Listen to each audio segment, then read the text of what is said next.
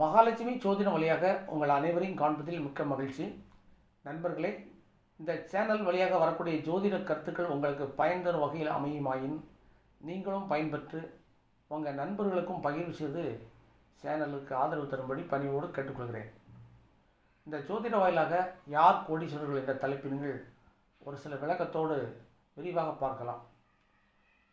12 லக்கணங்களை பிறந்த அனைவருமே பல ஆயிரங்கள் லட்சங்கள் சேமித்து வாழ்க்கையினுடைய இறுதி நிலையில் நாமும் ஒரு கோடீஸ்வரர் ஆக வேண்டும் என்ற லட்சிய உணர்வோடு பயணம் செய்வோம்.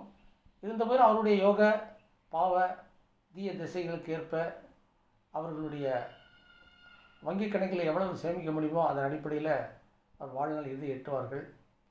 இருந்த போதிலும் இந்த ஜாதக அமைப்பை உருவாக்கிய தெய்வாம்சம் பொருந்திய ஞானிகள் முனிவர்கள்லாம் குரு அணி சுக்கிரனி என்று 2 பிரிவாக பிரிச்சுருக்காங்க.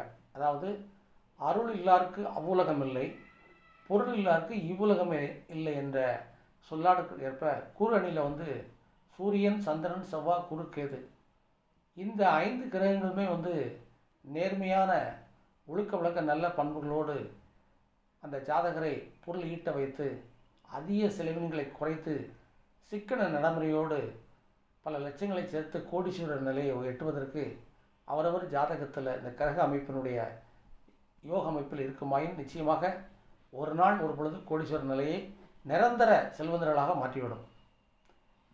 பொருளினியை பொறுத்தவரையில் சுக்கிரன், சனி, புதன், ராகு இதன் மையமாக வரக்கூடிய லக்கணத்தின் அதிபதியாக இருப்பதனால இவங்கள்லாம் என்னென்னா, சுக்கிரன்னா நல்ல வருமானம் உண்டு, ஏகபோக வருமானம் ஈட்டினாலும் அந்த வருமானத்தை மிக சுகபோக வாழ்வுடன் பிரமாண்டம் உல்லாச காரு அவருடைய அபிலாசை என்னென்ன அவர் வாழ்க்கையில் எப்படிலாம் நம்ம உயர்ந்த ரகத்தில் போய் செலவழிக்கணுமோ அந்த எண்ணத்தெல்லாம் தூண்டி ஆடை ஆபரணங்கள் எதாக இருக்கட்டும், உண்ணு உணவாக இருக்கட்டும்.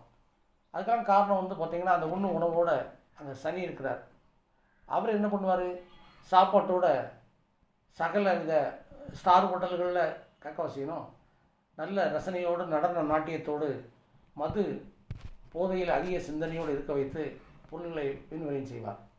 ராகு எதையுமே பிரமாண்டமாக இந்த 3 ஜோடிகளும் பாருங்கள், சுக்கிரன், சனி, ராகு இந்த 3 பேருமே ஒன்று சேர்ந்தாங்கன்னா அந்த ஜாதகர் மது மாத சூது இந்த அடிப்படையின் கீழ் போய்விடுவார். பொது நாங்கள் என்ன தான் கல்விக்காரர்கள் தன்னுடைய நுண்ணறிவை பயன்படுத்தாலும் இங்கே ஆளுமை மிக்க கிரகங்களாக சுக்கிரன், சனி, புதன், ராகு இருக்கின்றன. இந்த மூவருக்கும் இடையில் கல்வியறிவு மட்டப்படுத்தப்பட்டு அவர் என்ன தான் சம்பாதிச்சாலும் அதிகமான செலவினம் கொடுத்து ஒருபோதும் கோடீஸ்வரர் நிலையை எட்டவிடாத அளவுக்கு அவருக்கு செலவினங்களை உருவாக்கி கொடுக்கும். ஆக நேர்வழியில் செல்லணும்னா மகாபாரத்தில் சரி கிருஷ்ணரோடு சேர்ந்தாங்க. இவருடைய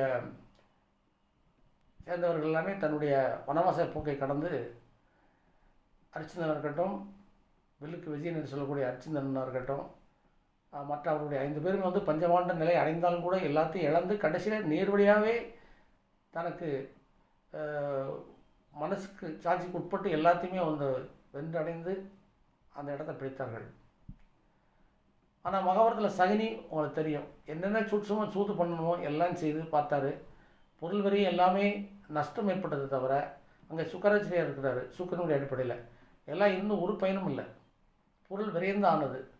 அதுபோல தான் அவரவர் ஜாதகத்தில் இந்த அமைப்புள்ள கிரகங்கள் அதே நேரத்தில் குறுநிலையில் சுக்கிர, சனி, புதன், ராகு திசைகள் வந்தாலும் அவர்கள் சம்பாதித்த அந்த செல்வங்களை அதிகம் இழந்துவிட முடியாது. சில நேரத்தில் அந்த தசமையில் புத்திகள் வரலாம், ஒரு சில நேரத்தில் மாறாக அந்த சுக்கிர, சனி திசை கூட வரலாம். வந்தாலும் பொருள்கள் அதிகமாக இழவுக்குவதற்கான வாய்ப்பு அங்கே இல்லை.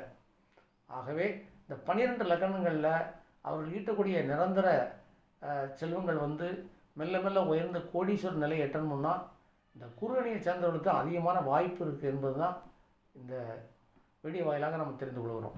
நன்றி.